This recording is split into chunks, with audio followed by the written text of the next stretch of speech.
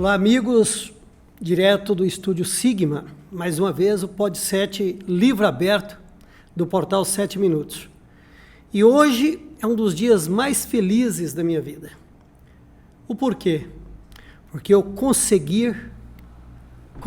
trazer essa pessoa que eu tenho um desvelo muito grande por ele, um amigo, um parceiro, mas que tem uma linda história.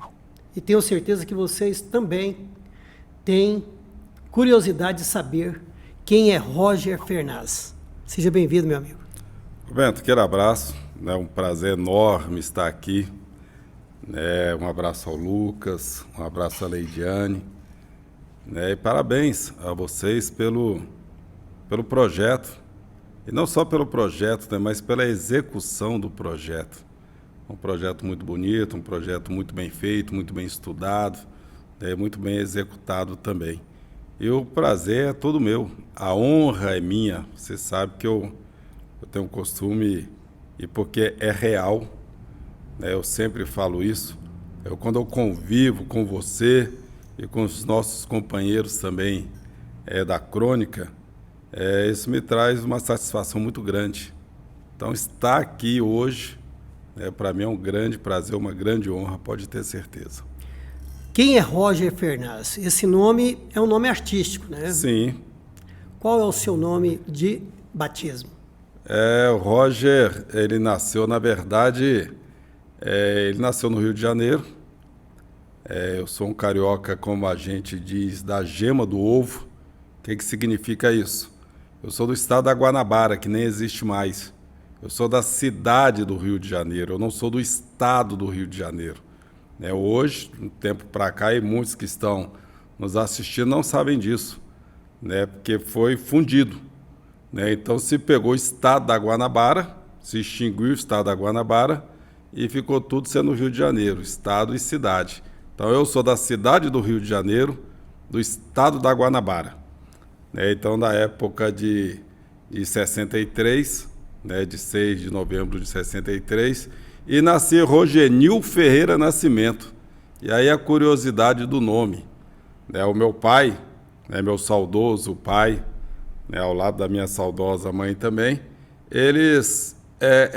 ele quis colocar nomes compostos nos filhos. Eu sou o quarto filho e o único homem da família.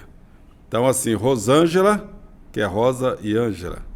Rosinéia, Rose e Neia, Rosimeire, Rosimere, no caso que seria Rose e Meire. Eu, Rogenil, seria Roger e Nil. Então, em vez de ele colocar o Roger ou Nil, juntou os dois nomes. Mas tirou aquele R, ficou Rogenil na hora de registrar lá. Tanto é que a minha família toda sempre me chamou de Nil. E até hoje alguns me chamam de Nil. E por que o Roger?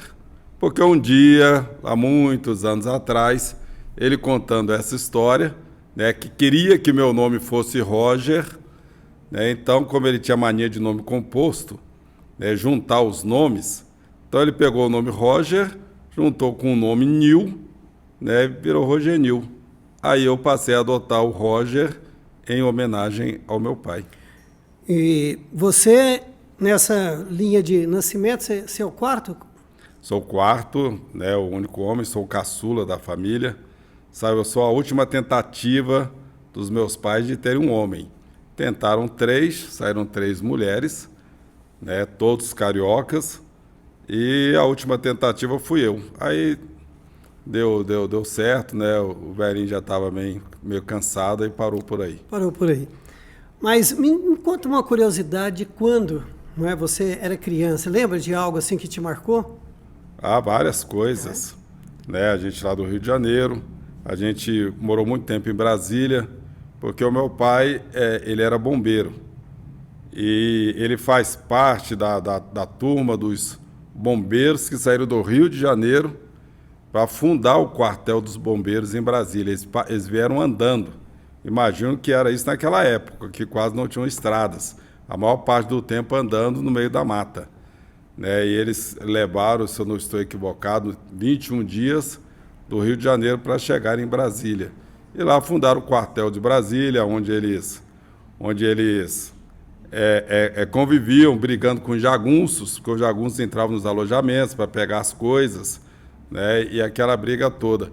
Tanto é que aquela área da W3, ela foi doada pelo Juscelino Kubitschek, na época não tinha nada, né? Um monte de terra, e foi doada a esses bombeiros, né? E o advogado da época, que estava ali para tratar das questões, acabou fazendo lá o seu manejo, depois loteou, acabou, eles não tiveram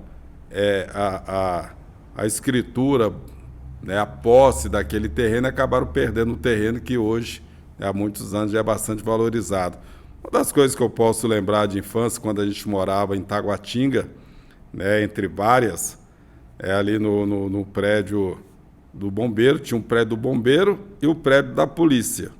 A gente morava naturalmente no prédio dos bombeiros, como a gente chamava, né, que hoje fica ali em frente ao Alameda Shopping, né, que naquela época, é óbvio, não existia.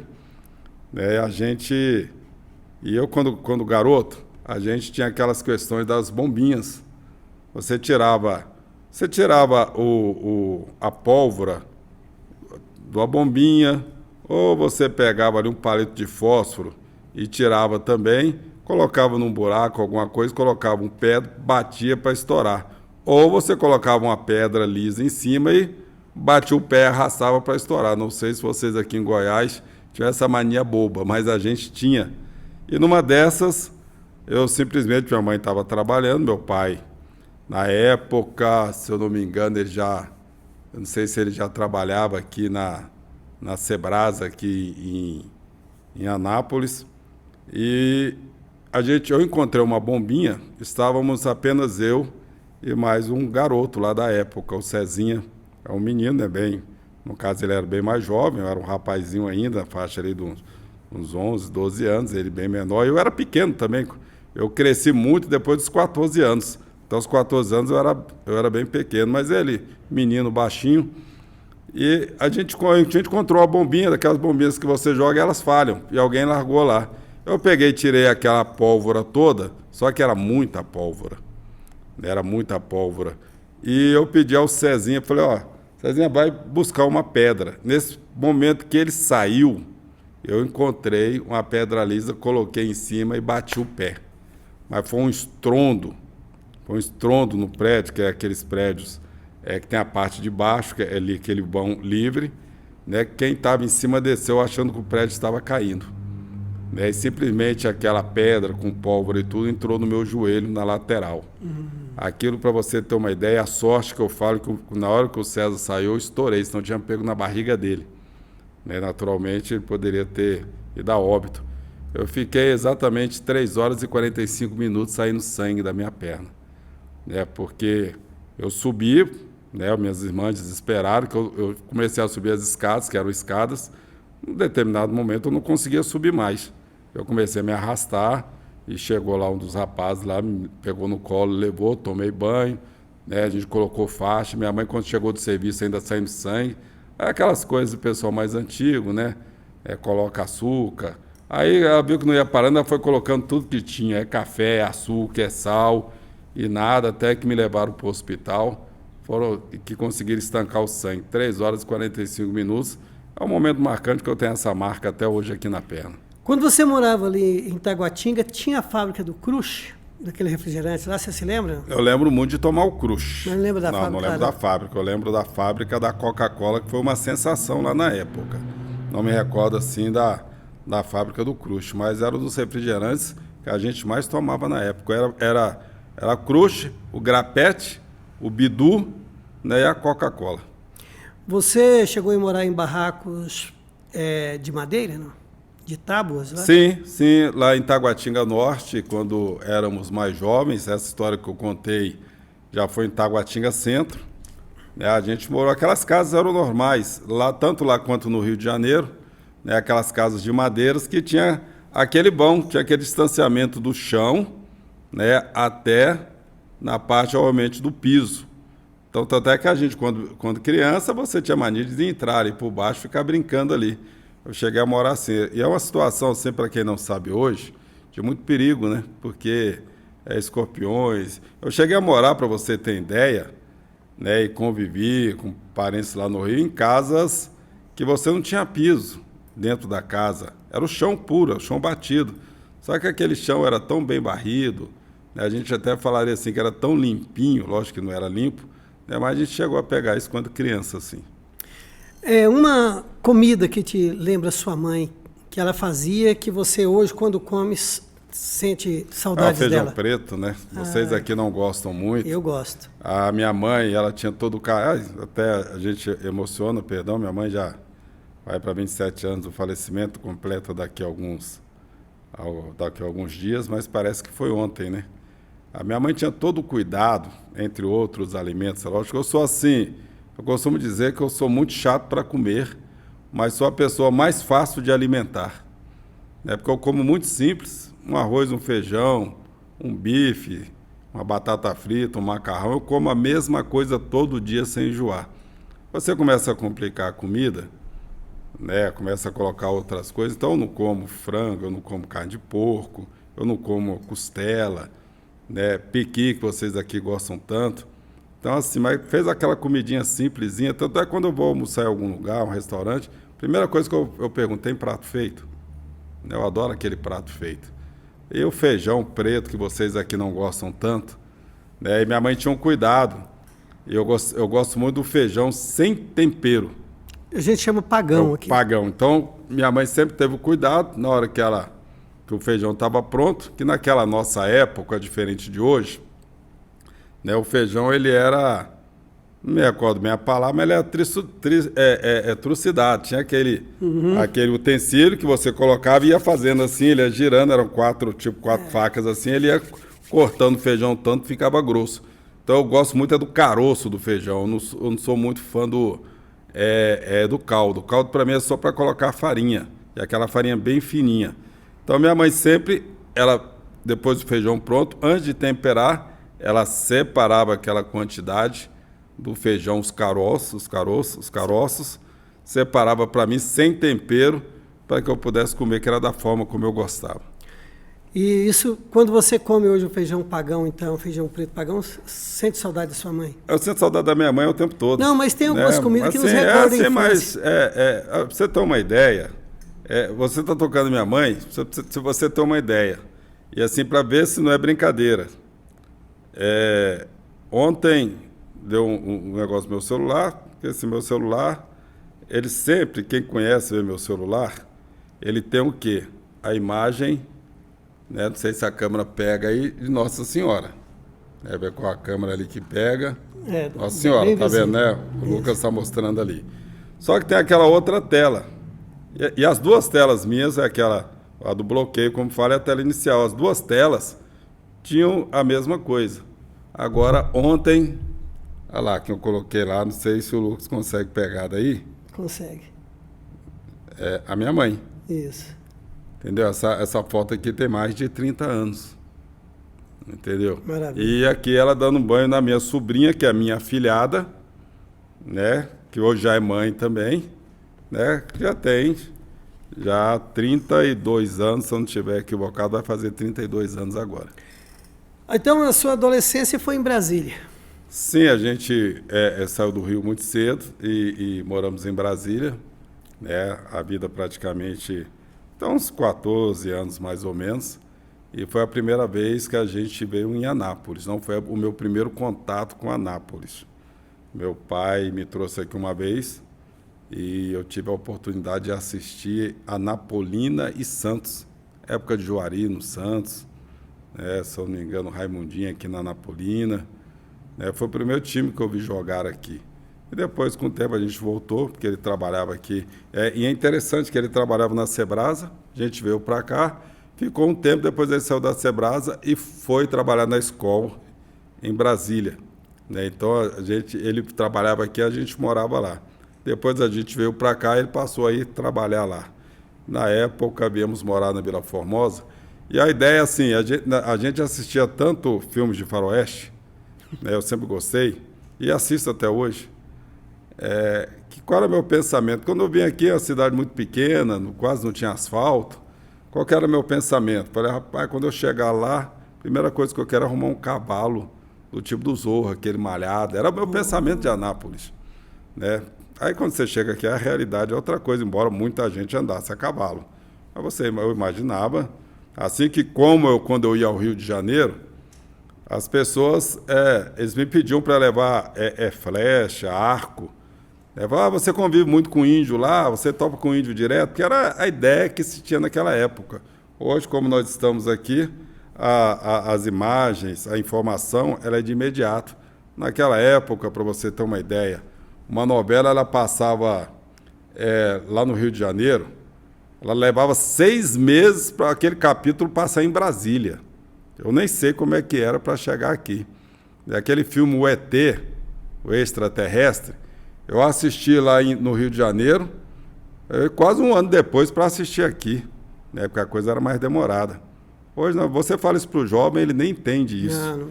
Né? Então, assim, a coisa era mais demorada, então não tinha informação. O pessoal tinha ideia que Goiás era um lugar que você topava com índio na rua.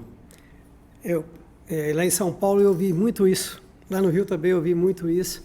O pessoal realmente tinha essa ideia de que nós convivíamos diretamente com os índios.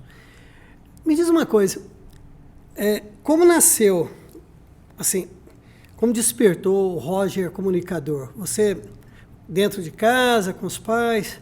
Na verdade, seu pai era um homem público, né? Eu convivi com seu pai, né? Seu pai era um homem público. Na verdade, a gente, desde garoto, muito ligado ao futebol, né? Batemos uma bolinha e tudo mais. E aqui eu sempre gostei de rádio. Eu sempre gostei de ouvir rádio. E eu ouvia as narrações esportivas.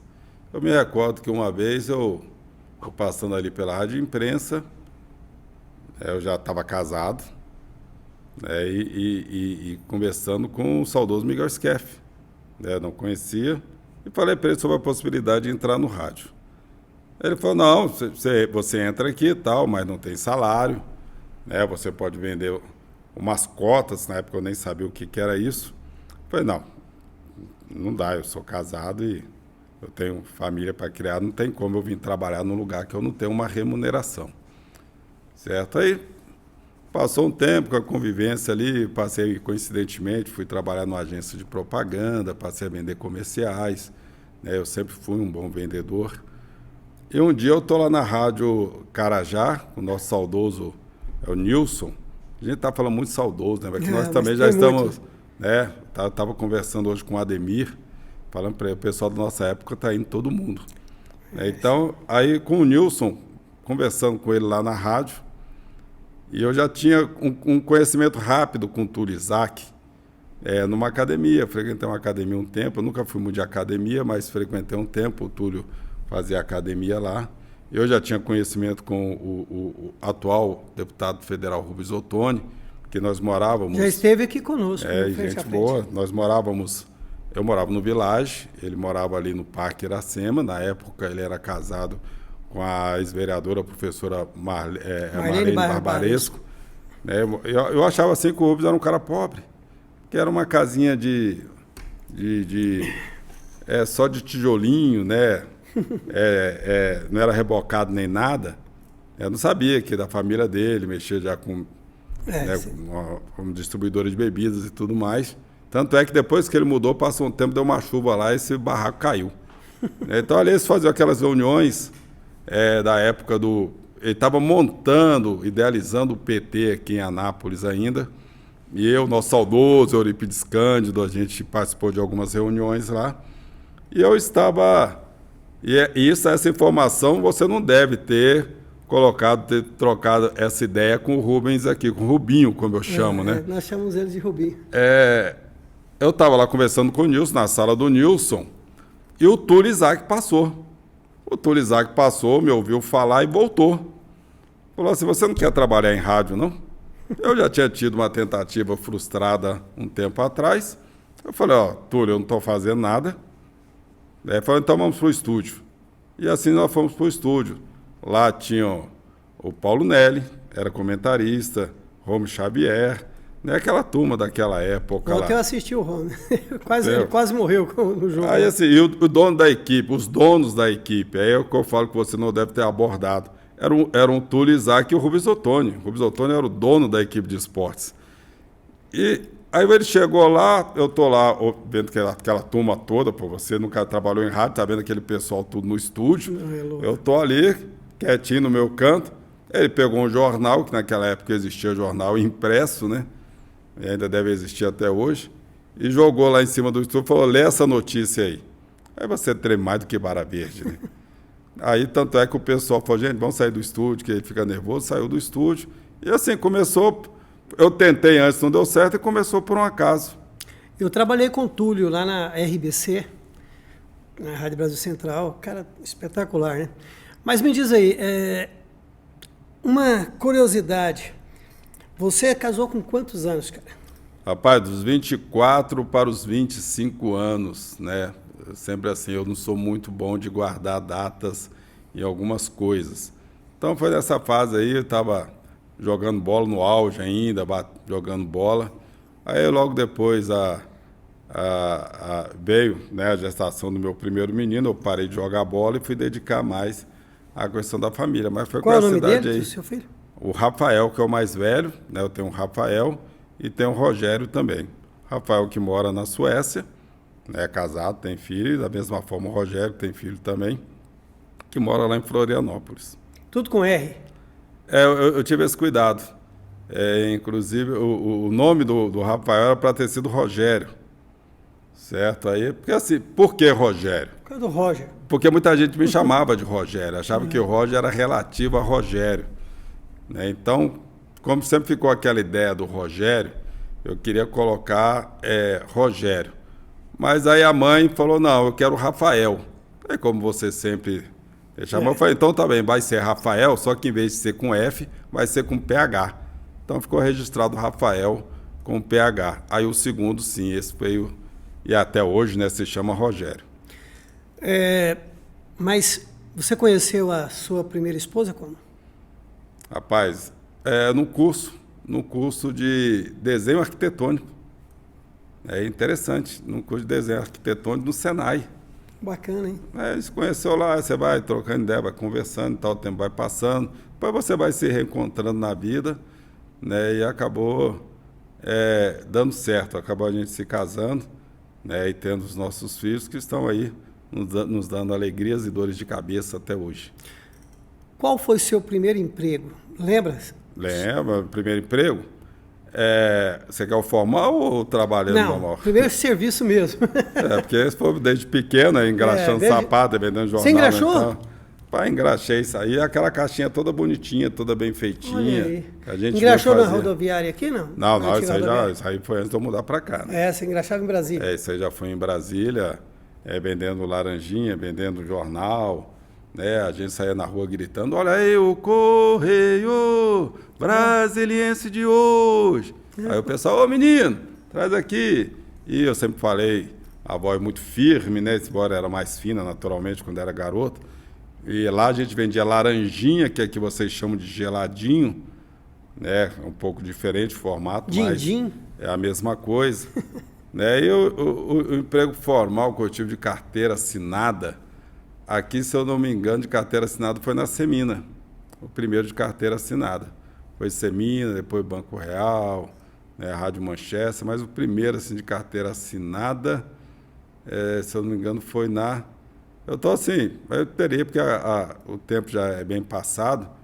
Eu fui programador também, mexi com computador. Né, mas foi assim, foi lá na Semina, ainda era rapaz ainda, foi antes de fazer a faculdade. Estava fazendo a faculdade. Comecei a faculdade, aí eu preferi eu mesmo bancar meus estudos, que viu meus pais com dificuldades na época, né? Lógico, sustentava a família, mas aquela dificuldade. Então eu mesmo corri atrás para bancar os meus estudos e eu trabalhava na Semina na época. E logo depois da Semina, naquela época você conheceu, não existia praticamente nada ali no DAIA. Tinha não. Então você chegava no final de semana, porque se eu saía... Eu saía de casa 4h30 da manhã para pegar um ônibus, para descer naquele terminal que não existia o terminal, era só a Praça Americana. Pegava um ônibus ali bem cedo e ia para a Semina. Voltava no final da tarde, já ia para a faculdade. E chegava em casa quase meia-noite, era o tempo de dormir, comer alguma coisa, deitar 1h da manhã, levantar às 4h30. Quando chegava no sábado, quando acontecia de vir ao centro da cidade, a gente parecia índio. Né? Você vê aquele movimento de carro, aquele tanto de gente. Estava perdido. Porque lá na Semina eu trabalhava na parte administrativa e você tinha que chegar, entrar e já ir direto para o escritório. Você não podia ficar do lado de fora. Você não podia ir na fábrica. Aí você chegava com a sua marmita, passava lá no refeitório, porque tinha aquele local que você colocava para manter a comida quente, deixava sua marmita lá, já ia para o escritório, você só saía de lá para vir para o refeitório para almoçar, voltava, de vez em quando você fazia umas incursões ali na fábrica meio escondido, que era proibido. Você já voltava para o escritório, ficava lá dentro esperando o horário de trabalhar, e só saía dali na hora de ir embora, ou se você fosse fazer hora extra, à noite. Quer dizer, você não podia ficar transitando, você não via movimento, você não convivia com outras pessoas fora do escritório. Era uma coisa assim... Você trabalhou com o Francisco lá? Aí eu trabalhei com muita gente. Edmar, assim, pessoal todo. Lá em Taguatinga, tinha aqueles caras que entregavam pães com a bicicleta. Chegou a conhecer? Sim. Com a cesta na frente da bicicleta? Eu costumo contar essa história, porque as pessoas hoje elas não entendem. Na nossa época, eu morei lá em Sobradinho. Eu me lembro muito disso em Sobradinho. Porque você deixava aquela sacola de pano pendurada, certo? E 1 litro, uma garrafa. É uma garrafa mesmo, uma garrafa transparente, tipo esse copo aqui. Mas era uma garrafa de 1 litro, você deixava na porta. Certo. Né? Ou ali na entrada, na cerca, aquelas cercas. Quando tinha cerca, aquelas cercas de arame farpado, você deixava, o padeiro passava cedo, né, da forma que você falou. Ele colocava, se já tinha um número de pães, ele pegava aquela cesta, colocava os pães e pegava aquela garrafa vazia e colocava uma cheia de leite. E ninguém pegava. Não. Aquilo ali, até você podia sair qualquer hora, estava ali na sua porta. Eu peguei essa época, né? Saudades, reminiscências da época muito bacana de criança. Aquilo, rapaz. Eu sempre falo assim, existem algumas coisas que não tem preço lembrar disso.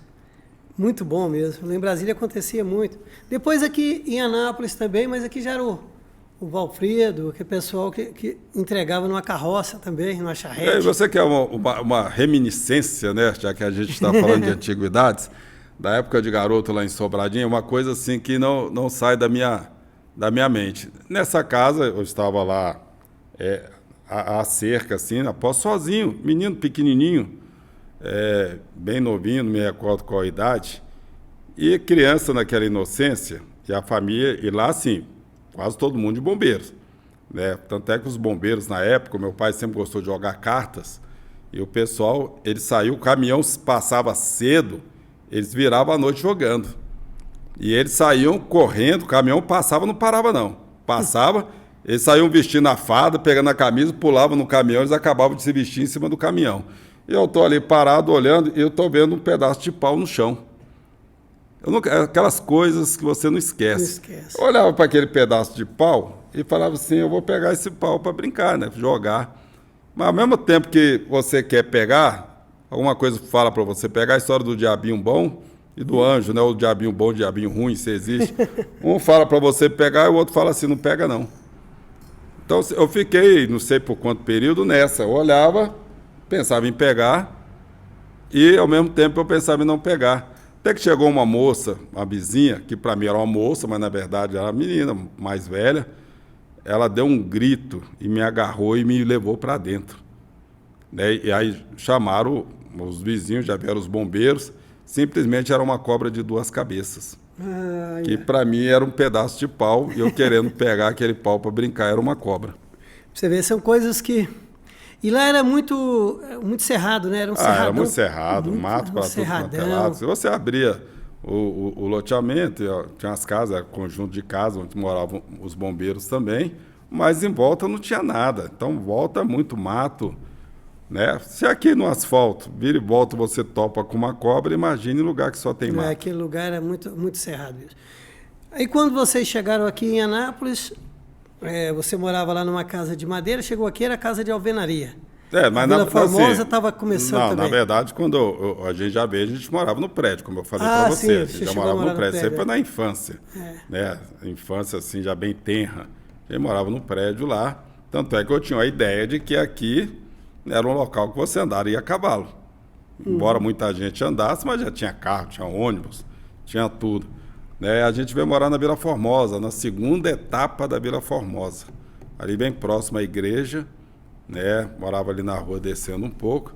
Né? Boa parte. Aí, para mim, assim, foi uma coisa do outro mundo. Eu gostei tanto daqui, porque Anápolis, Brasília, além de ser muito tumultuado, era uma questão, assim como a gente fala hoje aqui, de uma trairagem muito grande. E assim é até hoje. Então, peguei uma certa aversão a Brasília em relação a algumas coisas que aconteceram lá.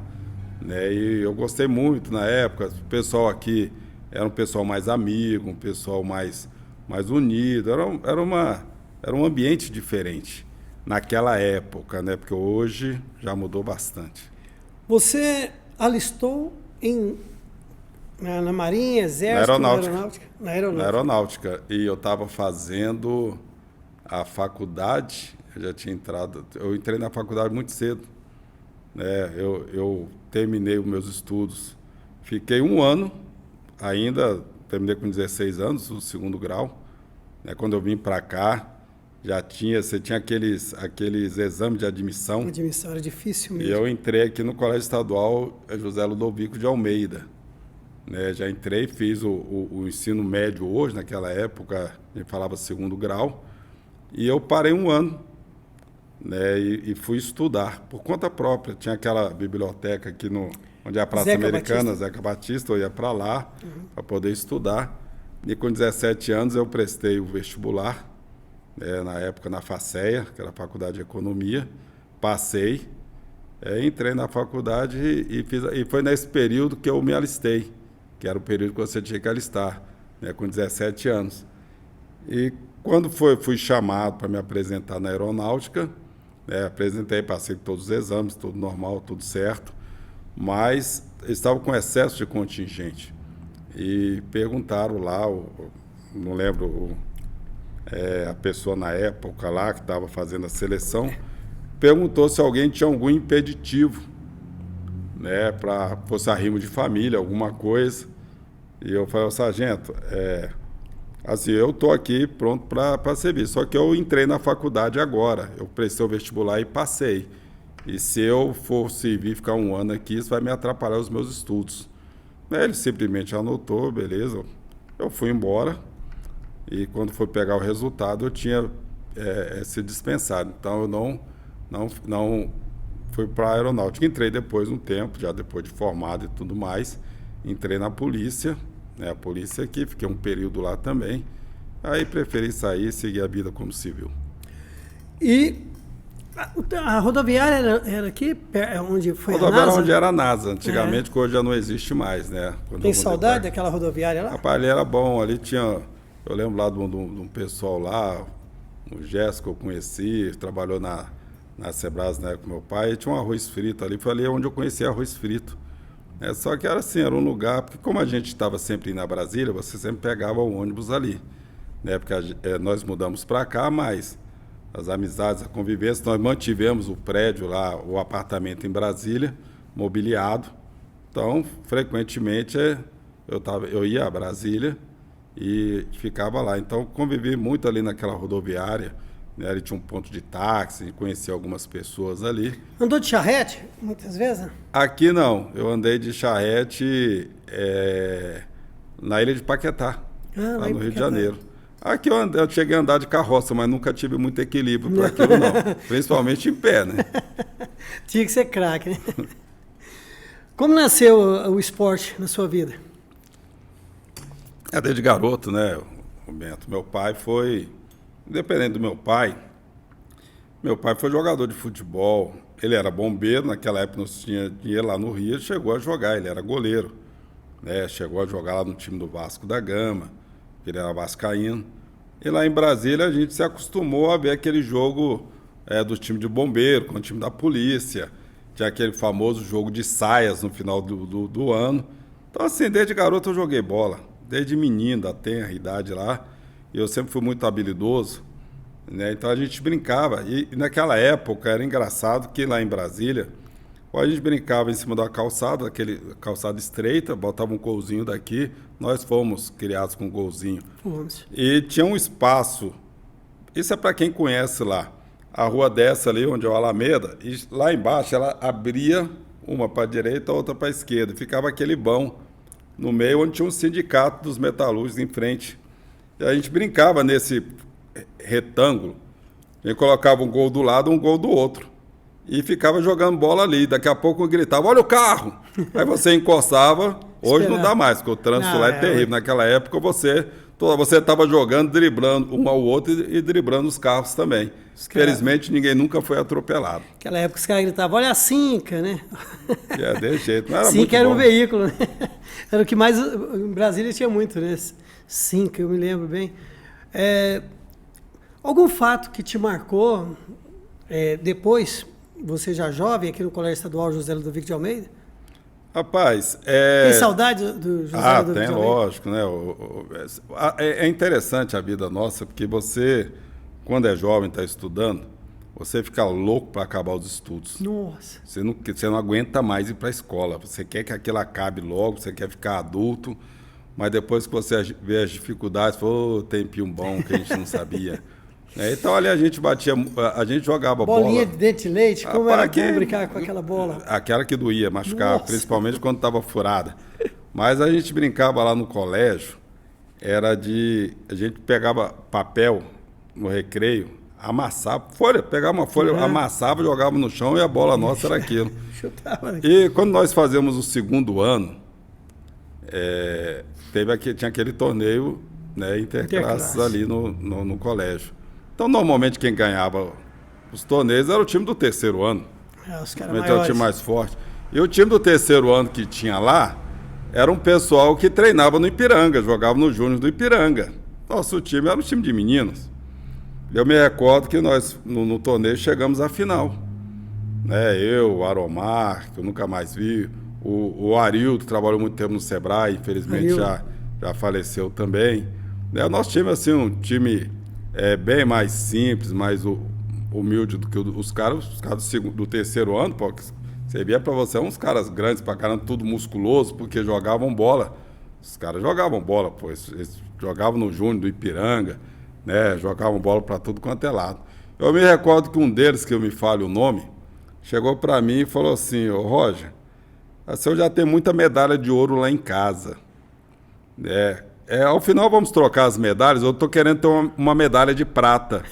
Aí você troca a sua medalha comigo? Antes de jogar. Antes de jogar, eu falei, claro, né? Pô, eu também queria ter uma medalha de ouro, né? Por quem que não queria? Rapaz, começou o jogo. E assim, como aqueles caras, eles eram muito metidões, né? Tudo mais, a torcida feminina que tinha, as meninas, o pessoal lá, era tudo do nosso lado. Né? Que a gente era mais humildezinho. E começou o jogo.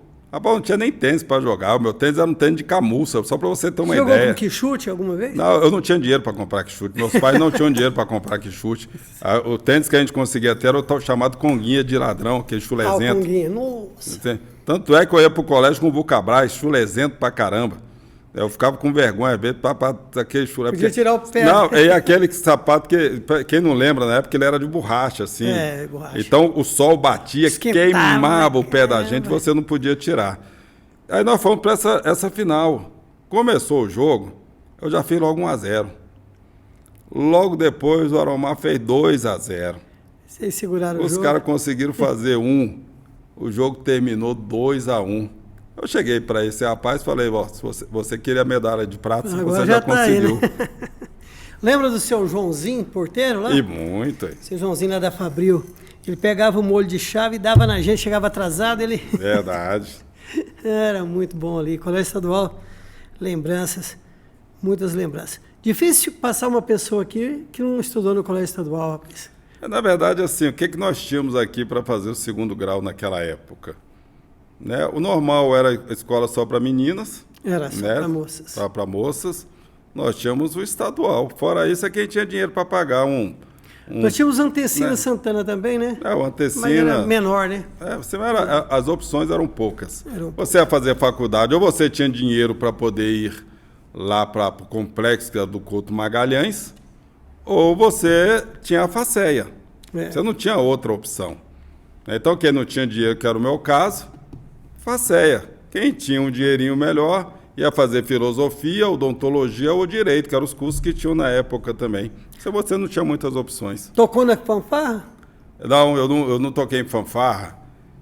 Eu toquei em orquestra, lá em Brasília, que é estudando na escola de música. Por que eu nunca toquei em fanfarra? Porque eu sempre fui muito tímido.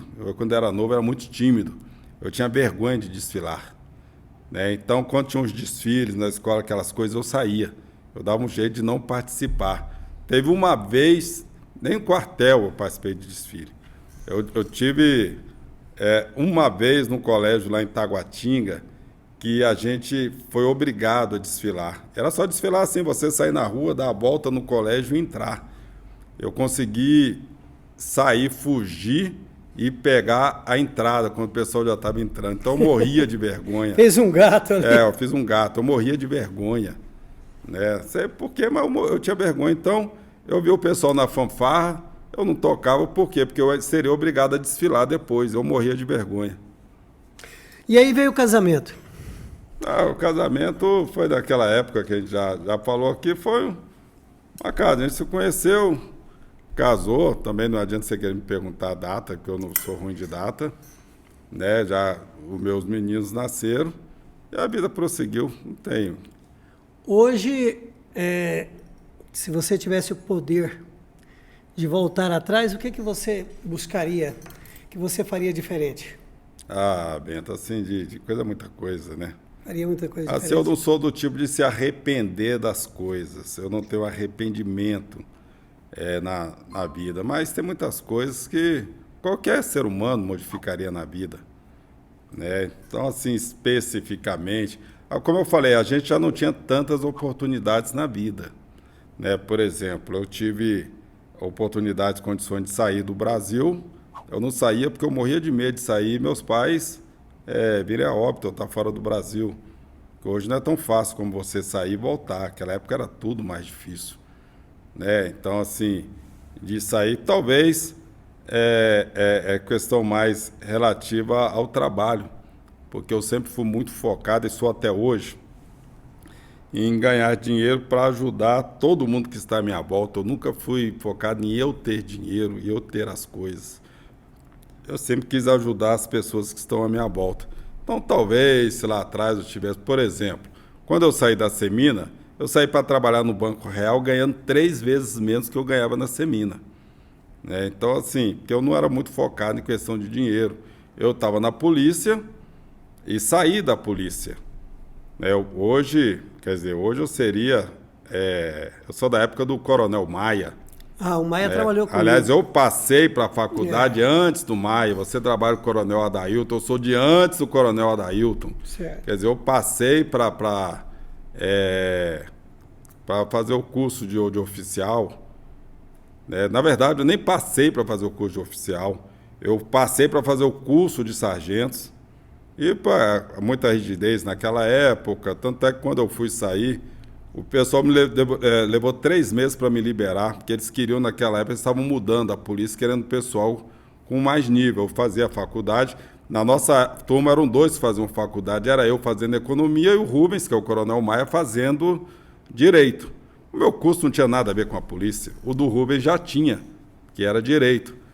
E eles levaram, eu levei 3 meses, porque recebendo 3 meses na polícia, eles não queriam me liberar, e ainda levaram mais 3 meses ainda para poder me dar meu salvo-conduto. Sabe quando eles fizeram isso? Quando eu estava conversando com o comandante, que eu falei que eu era carioca, falou, não, carioca, aqui a gente não dá conta de segurar, que vocês são muito livres, vocês vivem livres, a gente não dá conta de segurar.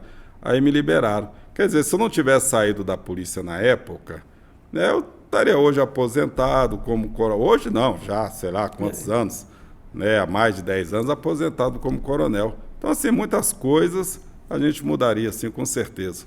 Como você chegou a ser presidente da Liga Anapolina de Futebol? Um acaso. Um acaso? Um acaso porque eu nunca quis... outra coisa que eu nunca quis fazer na minha vida foi concorrer à eleição de nada. né? Então, todas as oportunidades, devido ao nome, assim como acontece com você também. Ah, você não quer ser candidato a vereador? Ah, você não quer ser candidato a deputado? Né? Que seja para preencher uma vaga Direto, ali. né? Eu nunca quis. Então, como eu sempre fui envolvido com futebol amador, eu sempre gostei do futebol amador, né? Sempre gostei do esporte especializado em geral. Tanto é que na minha época de rádio, eu montei uma equipe específica para cobrir o futebol amador. Né? Então, assim, eu cobria o futebol profissional, mas fazia uma cobertura do futebol amador da mesma forma, mesmo formato de uma equipe para cobrir o futebol profissional. E dali eu transmiti futebol society, transmiti varziano, transmiti muita coisa e cobri muita coisa também. Então, por essa ligação ali dentro do futebol amador, quase todas as vezes que tinha uma eleição, alguém queria que eu fosse candidato. Aí eu sempre saía, não quero, não quero, não quero.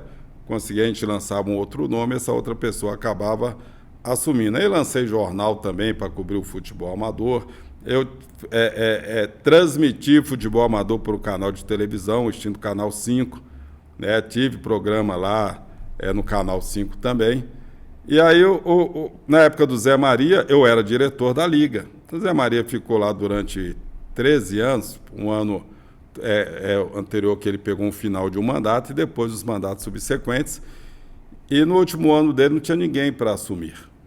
Né? Eu já era para ter sido vice-presidente dele no último mandato. Acabou que eu ocupei um cargo de diretor lá. E como não tinha ninguém, o Zé falava para mim, agora vai ter que ser você. E o pessoal do Amador, os dirigentes também queriam que eu fosse o presidente. E a gente foi levando a coisa, foi levando. Ô Zé, vamos esperar alguém. Aí apareceu o Luiz Carlos, que você entrevistou aqui, um dos nomes que eu fui atrás para ele ser candidato. A candidatura dele não evoluiu. Né? O Sabará, a candidatura não evoluiu. Né? O próprio João Jair de Sá chegou até mim, que foi meu vice depois. Né? A candidatura dele não evoluiu. Aí a gente tinha até sexta-feira para inscrever um presidente. E chegou na quarta-feira, o Zé Maria falou, não tem jeito, vai ter que ser você. Aí eu falei, tudo bem, Zé, então vamos lançar o meu nome. Lancei o meu nome. Então, assim, por falta de opções na época. Aí, quando deu na segunda, o Zé Maria, como o prazo terminava no final de semana, ele estendeu até na segunda-feira. E aí, na segunda-feira, um esquema aí de prefeitura e tudo mais, tal, eles lançaram um candidato, aí nós fomos para a eleição. E devido a muitas coisas que aconteceram ali, que me chatearam, aí eu resolvi ir para a disputa. Até falei no dia lá pro concorrente, falei, o dia que você veio aqui, mentindo, né, falando que... Outra coisa, se você tivesse falado para mim que você veio para ser candidato, você hoje seria presidente da Liga. Porque eu teria tirado a minha candidatura e só ficaria a sua. Mas como vocês aprontaram, tudo isso que vocês andaram aprontando aí, então nós vamos para a disputa agora. Aí fui para a disputa e ganhei a eleição, fiquei lá um mandato e, por incrível que pareça, após 30 anos, eu nem sequer mais passo em frente ao estádio, porque ali parece ter uma coisa, um karma ali. Quem é presidente da Liga, que convive com os dirigentes lá, igual o meu caso, 4 anos, pagando a arbitragem. O meu dirigente nunca pagou uma arbitragem sequer no meu mandato. Eu pagava e depois recebia da prefeitura. Aquela luta para poder receber. Dava uniformes, ajudava nas viagens, como eu falei, pagava a arbitragem. Pegamos pandemia, e tudo mais. O estádio, você lembra, o estádio era bem arrumadinho, tudo organizado. Rebaixamos ali aqueles morros que tinham no centro, que antigamente fazia o quê? Pelava o campo, em vez deles replantar, eles vinham e jogavam terra. E aqui criou um morro no meio, nos gols. Então era tudo organizado. Eu saí dali, eu nunca mais voltei no estádio. Eu nem sequer eu passo em frente ao estádio dos Amadores hoje. Como nasceu você, Roger Fernaz, dirigente de equipe de esporte? Foi nesse caso aí que aconteceu, eu trabalhava lá e a gente da Rádio Carajá, o Túlio passou para... A gente já fazia uma cobertura de futebol amador. né? A gente fazia uma cobertura ali, então a gente fazia a cobertura de futebol amador cedo e o profissional sempre à tarde. E eu passei a gostar, eu já tinha jogado futebol amador, né? Até por o fato de eu ter jogado futebol amador, a gente começou a fazer essa cobertura ali. E aí eu fui para... O Túlio mudou a equipe para a Rádio Imprensa, já não fazia essa cobertura da forma que era feita. E ele saiu, ele simplesmente abandonou a equipe, né? Da mesma forma que ele mudou, ele abandonou a equipe e foi embora para Goiânia. E o Washington... Cidade Esperança. Né? E o Washington assumiu. O Washington Luiz, que começou com a gente lá depois, assumiu a equipe. Que também já partiu, né? Sim, também, o saudoso Washington. Também no Colégio Estadual, estudando no Colégio Estadual. Eu conheci o Washington da época que ele entrou na rádio, morava em Alexânia e tal. Aliás, eu tinha um Fusquinha, né, na homenagem lá que nós recebemos dos cronistas. O Ronaí citou o meu Fusquinha. Eu levava muito naquela época o Washington, porque ele morava em Alexânia, tinha um programa à noite na Carajal, eu botava dentro do carro e levava na rodovia para que ele pegasse o ônibus para ir para Alexânia. E toda vez que eu fazia isso, no outro dia eu tinha que mandar soldar o banco do carro, porque ele era muito gordo. Pesado, muito pesado. Então ele sentava e quebrava o banco, né, e eu tinha que mandar soldar. Então eu fiz isso várias vezes. Oh, meu Deus. Então eu fui lá para a Rádio Imprensa e a gente foi transmitir na época. Foi quando chegou a história até interessante. Estávamos lá o Newton César, certo? Trabalhamos junto também. E eu lá nessa época, já um tempo passado, depois um pouco mais à frente, e a Rádio Manchester naquela época não abria espaço para esportes. O Ademar e o Onaide, eles não gostavam de esporte, eles não queriam esporte na rádio. Tinha lá um quadro lá muito pequeno, feito pelo Dimininho, uma coisinha muito simples, né? Mas meu pai era muito ligado ao Ademar. A gente foi fazer um jogo eliminatórias da Copa do Mundo, em 93, Brasil e Uruguai. E a gente ficou uma semana no Rio de Janeiro, certo? E naquela época o William Ganan era amigo do Habib Issa. Eu não conhecia o William Ganan. E o Habib era nosso narrador, né? O gol quilométrico. E ele convidou o William, porque o William tinha um carro, era um diplomata, novinho. Você entrava dentro do carro e ligava, você não sabia se o carro estava ligado ou desligado. E pra gente era... Coisa de outro mundo. Coisa de outro mundo, pô. A gente andava, o Washington naquela época andava no Corcel 2, caía nos pedaços. Então a gente foi ao Rio de Janeiro e por o fato de eu ser carioca, na hora de credenciar, a fila muito grande, eu conversei lá com o porteiro, falou, sou do Rio, tal, tô com o pessoal aí, a fila tá grande, a gente tem que ir pro trem da seleção. Ele falou, vai lá e pega os nomes do pessoal e as fotos. E o William Ganan, ele não foi para fazer parte da equipe. Eu cheguei pro William, falei, me dá uma foto sua também, eu não tenho. Para o William ali do outro lado ali, dobra a esquina ali, tem um lambe-lambe, a gente chamava lambe-lambe. Que o pessoal botava aquele negocinho, tirou uma foto do William também, o porteiro me deixou entrar e eu credenciei todo mundo, inclusive o William Ganan. Aí ele passou a acompanhar todos os treinamentos da seleção, Romário, Bebeto, Raí, Zete, né? O Valdeir nosso aqui, que depois foi tirado na Copa para o Ronaldo Fenômeno entrar, né? Ronaldão, aquela turma toda, convivi com esse pessoal todo lá. E aí no retorno, questão de aquela falta de dinheiro de equipe e tudo mais, o William Ganan era uma pessoa que, além dos conhecimentos, tinha dinheiro.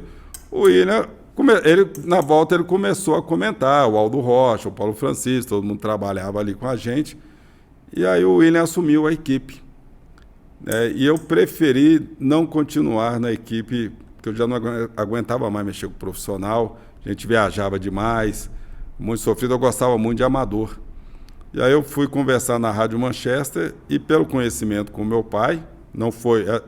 Esse não entrou na conversa, mas pelo conhecimento, eles e pelo acompanhando já o meu trabalho, eles abriram espaço para mim montar uma equipe lá na Rádio Manchester. E aí eu montei uma equipe que chamava os Cobras da Notícia, que posteriormente inclusive você foi muito citado, né, nesse último evento nosso dos cronistas. Sim. Os profissionais citaram muito seu nome, vários profissionais. Aliás, eu agradeço muito até o Maribaldo, né? Isso. Você é homenageado também, porque o Maribaldo, né, até no comentário que eu coloquei lá no grupo, muitos, né, que se acham maiores do que o Maribaldo, maior do que o evento, não compareceram. Alguns não compareceram porque não puderam. mas alguns fizeram pouco caso. Mas esses aí... Baita do evento, excelente. Esses aí tiveram a oportunidade de fazer o que o Marivaldo fez e ninguém fez. Ninguém homenageou os cronistas. A gente tem que ser justo, uma homenagem um pouco diferente que teve a cronista aqui foi na Câmara, quando o Paulo de Lima foi vereador. Mas um evento específico assim foi o primeiro. Então a gente montou os Cobras da Notícia e naquela época a gente começou a já trazer algumas modificações para o rádio, que a gente já começou lá na Rádio Carajá, como por exemplo, eu criei programa à noite, porque naquela época os programas iam até às 7 horas da noite, das 6 às 7 horas da noite ninguém fazia, as novelas, a novela da Globo começava às 8 horas da noite, né? E todo mundo assistia a novela, não tinha esses canais por assinatura, essas coisas. Eu criei um programa 8 horas da noite, você é louco? Ninguém vai ouvir isso aí. Eu falei, não, lá todo mundo à noite assiste novela. Eu falei, assiste novela? Porque a mulher que assiste novela, o marido não tem outra opção. Aí criei o programa de rádio à noite, virou um sucesso, né? Estourou, porque aí o homem passou a ter uma opção à noite. Eu comecei a mandar abraços para os ouvintes. Coisa que não fazia antes. Não, mas naquelas falava o seguinte, o ouvinte de rádio é para ficar ouvindo, ele não tem que ter participação em rádio, ele não tem que mandar abraço para ele. Comecei a mandar abraço para os ouvintes. Sabe por quê, Bento? O que eu pensei na época? E aí eu imaginei e até aonde eu cheguei nessa questão de montar uma equipe de futebol amador. Você se recordava quando você jogava bola. Poxa, quando você tinha o nome do seu time citado na rádio, aquilo para você era a melhor coisa do mundo, nem falava o seu nome. Teve um jogo lá no Jardim Progresso, o Cantareira jogou lá. Rapaz, aquilo para a gente não tinha coisa melhor. Falei, se a gente ouviu o nosso nome, já é dessa forma, imagine se você mandar abraço, falar o nome da pessoa. Então já comecei daí a mandar abraço. Eu peguei aqueles fundos musicais que eram só aquela batucada, você lembra? Aquele negocinho, aqueles batuquezinhos. Já comecei a colocar umas músicas mais incrementadas, os fundos e tudo mais. Então, aí eu fui fazer o futebol amador. Falei, gente, se o cara fica louco quando você já fala o nome dele, imagine se você for. Você é louco, você vai largar o futebol profissional para mexer com o futebol amador. Foi a época que eu mais ganhei dinheiro em rádio. Qual foi a emoção, o dia que o rei te abraçou e concedeu a entrevista para você? Rapaz, é uma outra história muito interessante essa, né? Aliás, teve um rapaz que pediu até, ele é lá de Teresópolis, estava do seu lado. Foi você que deve ter contado essa história para ele. Ele também chama Marivaldo Ele também chama Marivaldo. E ele pediu até para tirar foto comigo por causa disso. Eu falei para ele, rapaz, você está perdendo a oportunidade aqui em Nerópolis, tem um Raimundinho, que mais do que eu, que entrevistou o Pelé, ele jogou. Ao lado do Pelé. Ele jogou ao lado do Pelé, ele estava em campo quando o Pelé fez o 1000º gol. Se você pegar uma filmagem mais aberta anterior, que normalmente só mostra as imagens na hora que o Pelé pega a bola. Sim. Mas se você mostrar antes, tem um negão, número 11, ele passa e dá um tapa, ele com a camisa do Vasco, ele dá um tapa no bumbum do Pelé. Era o nosso Raimundinho que jogou na Napolina aqui. Mora em Nerópolis. E mora em Nerópolis. Eu falei, tem outra coisa. Você tem um Davi dos Santos que mora aqui em Anápolis, que jogou com o Pelé no Santos. Mas ele é assim, porque você contou a história para ele. Então nós estávamos no Maracanã nesse jogo. Uruguai e Brasil e Uruguai. O último jogo, o Brasil precisava ganhar o jogo para ir para a Copa do Mundo de 94. E depois foi o campeão do mundo. E acabou a nossa transmissão, né? É uma coisa interessante desse jogo. Você não podia entrar em campo. Estava começando aquele negócio de microfone sem fio. A gente carregava o microfone com fio. E não tinha como você ir no campo. Ficou todo mundo ali na geral. Eles esvaziaram a geral, porque não cabia todo mundo. Colocaram as mesas lá. Que hoje não existe mais. E nós ficamos ali. Certo? Na geral, eu achei interessante porque eu estava de cá. E do lado nosso lá tinha uma rádio uruguaia. E você não tinha acesso, você não podia entrevistar ninguém. Então, o repórter uruguaio me entrevistava como se eu fosse alguém, membro da Comissão Técnica do Brasil, e eu o entrevistava também como se ele fosse, de vez em quando eu falava com ele, como se ele fosse alguém da Comissão Técnica do Uruguai. Eu não entendia nada do que ele falava, quem estava ouvindo aqui também não entendia, né? Mas eu estava entrevistando um uruguaio, da mesma forma daqui para lá também. E ao final desse jogo, nós passamos, todo mundo jogou os cabos para o lado de lá, pulou no fosso, que tinha um fosso no Maracanã, saiu do outro lado para entrevistar os jogadores. E nesse fato aí quase que um repórter morreu enforcado. Olha aí. Você lembra daqueles cabos, eram muito pesados? Muito pesado. Então, assim, o pessoal começou, um correu para um lado, um correu para o outro, correu para o outro, os cabos começaram a trançar. E nesse trançar pegou no pescoço de um repórter. Aí eu fiz parte da turma que viu que ele já estava sufocado. Aí você vai agarrar para puxar o cabo, só que está todo mundo esticando o cabo. Até que a gente conseguiu desvencilhar coisas que ninguém imagina, que quase o cara morreu enforcado. Aí eu já tinha tido um conhecimento, já tinha transmitido jogo, né, no Morumbi com o Tele Santana, técnico daquele grande time do São Paulo, certo? E o Tele tinha virado comentarista do SBT. E acabou nossa transmissão, eu falei, eu vou dar uma volta no Maracanã. E o Tele estava lá sentado, o Tele, tricolor, jogou no nosso Fluminense, né? Eu era fã do Tele, como treinador também. Eu vi o Tele sentado lá nas cadeiras, esperando a hora de ir embora, o pessoal sair. Eu falei assim, ô Tele, você pode conceder, para um humildezinho na rádio daqui, você pode conceder uma entrevista para a gente aqui? Bem que eu estou descansando aqui, eu estou cansado. Tá bom, mas você é rápido. Eu falei, não, Tele, pode continuar descansando. Continue descansando aí. Aí fui andando e vi a cabine da Globo lá. O Galvão já tinha ido embora, a gente se encontrava de vez em quando em algumas transmissões, enjoado pra caramba, metido, arrogante. O Arnaldo César Coelho, com toda a humildade do mundo, ele na porta e assim de gente para falar com o Pelé. E o Pelé dando entrevista lá dentro. A transmissão nossa terminou às 6 horas. Já eram quase 8 horas da noite. O Pelé estava dando a última entrevista. Cansadão, que era para uma rádio, para uma TV holandesa. Ele falando inglês e tudo mais, de terno, né? Aquele terno linho branco. E eu fiquei lá esperando. Falei, eu vou esperar, né? Ia ele conversava com o outro, entrevistava, a pessoa pedia autógrafo dele.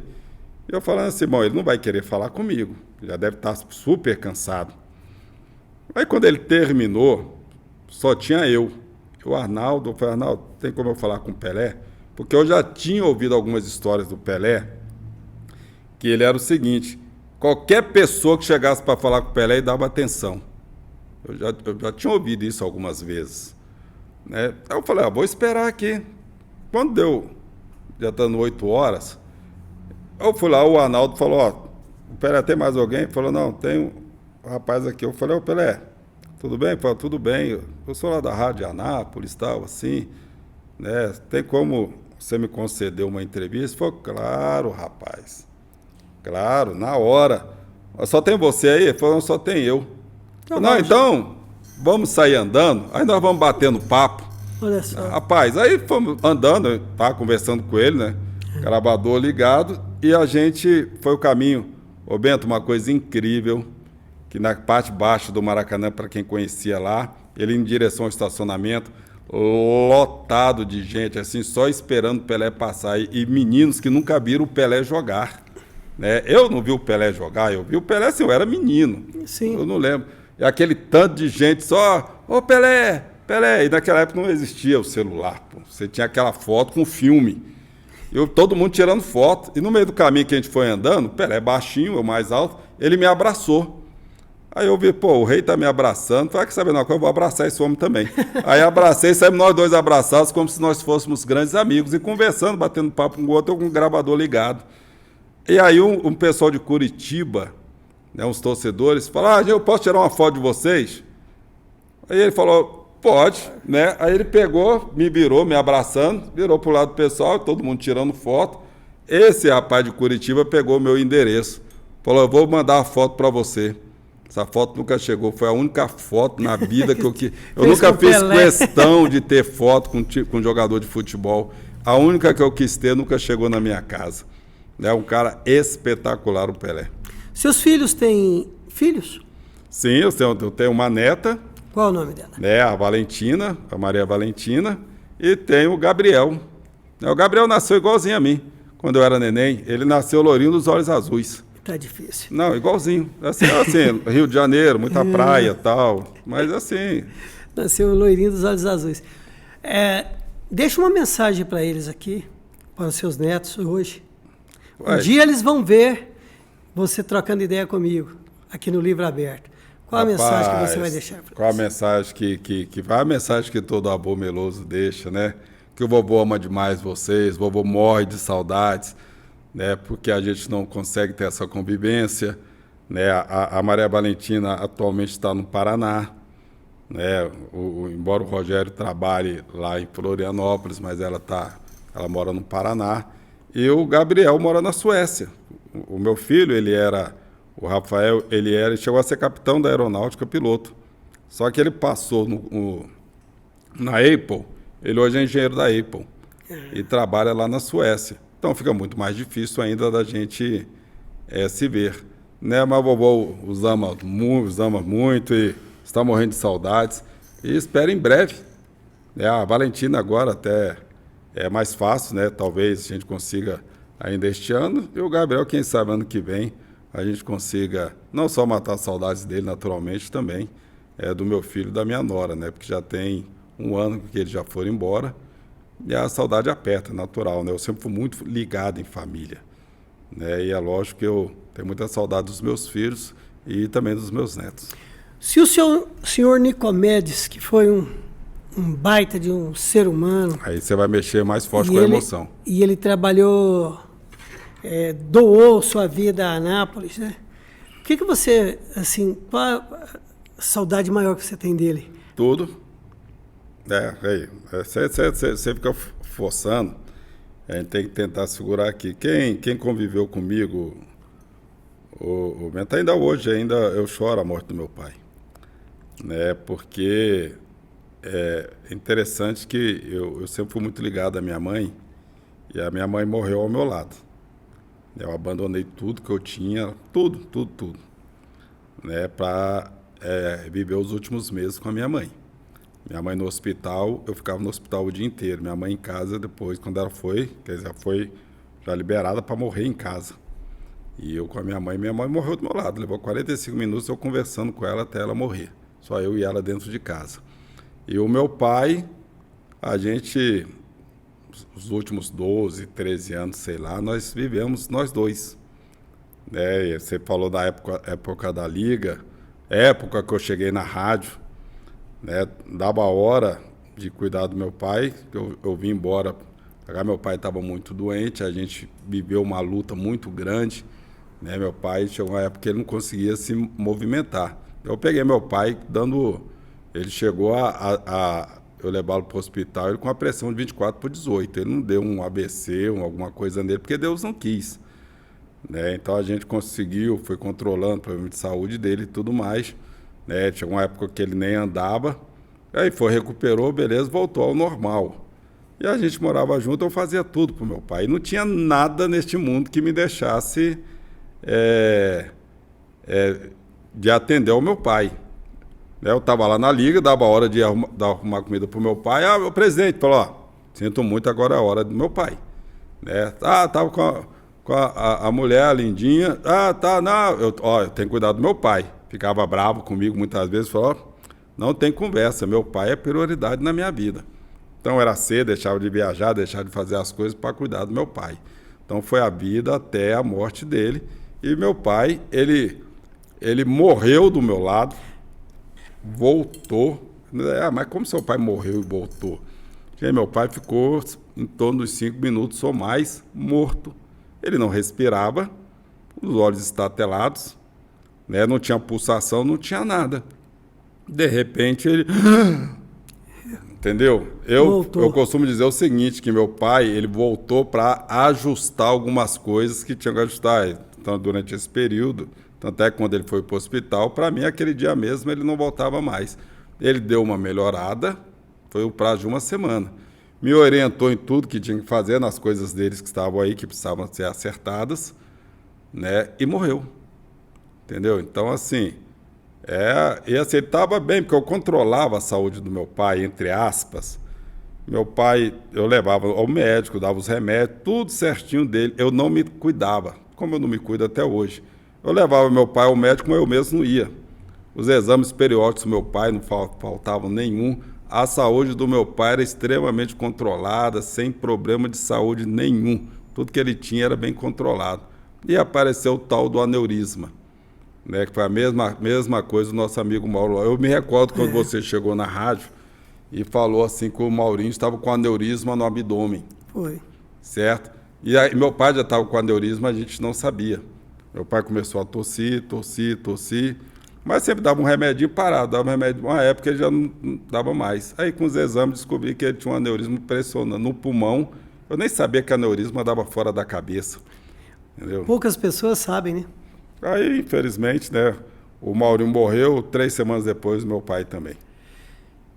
Mas hoje, diante de todas essas situação, você sabe que ele não morreu, né? Que ele encantou para você, encantou para nós, sim, tal. Sim, até assim, eu costumo dizer, e algumas coisas, é porque eu acredito nisso, e as pessoas às vezes acham que não. O pessoal fala, quando você morreu, eu não tenho medo da morte, nunca tive.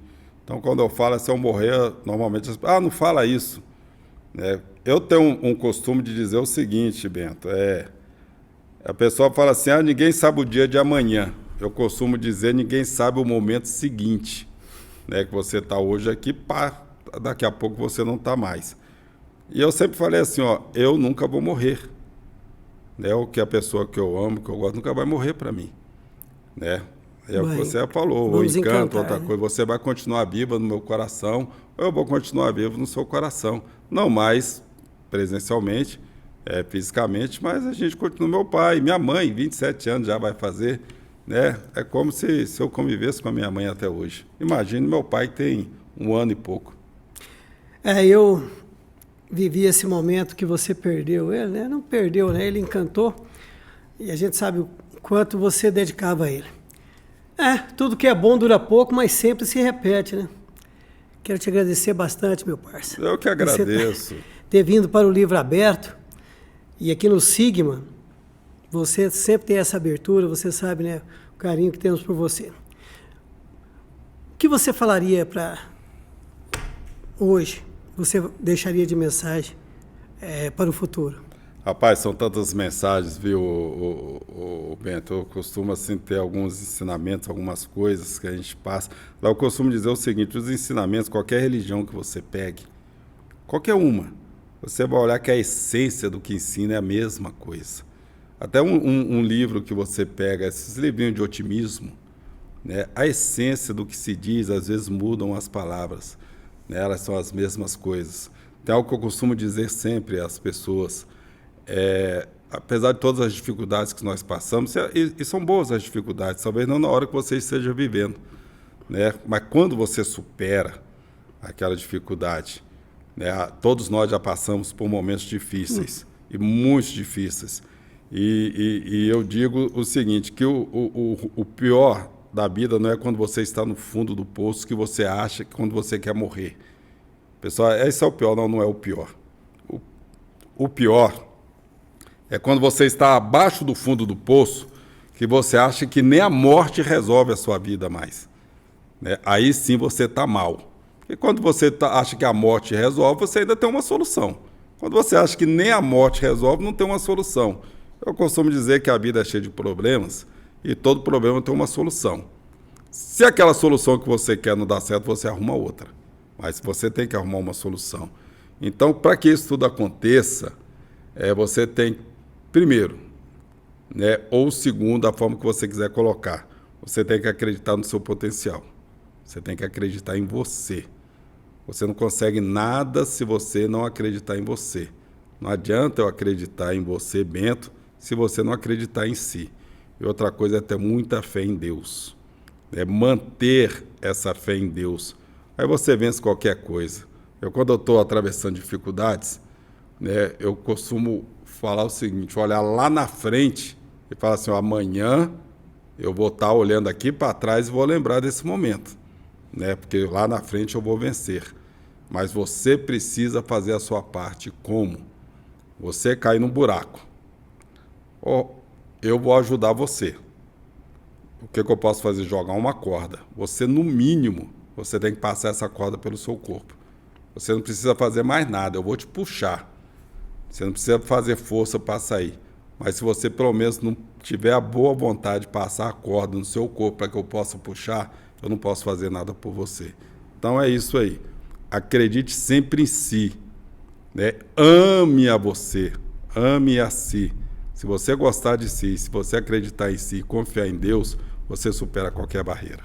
Obrigado, Roger. Você esteve agradeço. aqui no Portal 7, né, no 7 Minutos, no Pod 7, livro aberto. Obrigado à galera do Sigma. E a gente volta, né, amanhã, depois, mas siga-nos. Dê aquele like, né? Se você gostou, deixa um joinha. Mas muito obrigado aí por estar nos acompanhando. Valeu, Roger. Hoje, de frente comigo, foi você, Roger. Amanhã, né? Vamos ver quem vai estar aqui conosco. Obrigado a Leidiane, obrigado ao Lucas, né? Obrigado a toda a equipe. Foi muito legal estar aqui, muito honrado. Nós que agradecemos. Né? E eu espero que eu tenha contribuído em alguma coisa. Sua história é linda. E Tenho que certeza Deus nos que abençoe. muitas pessoas vão gostar, irmão.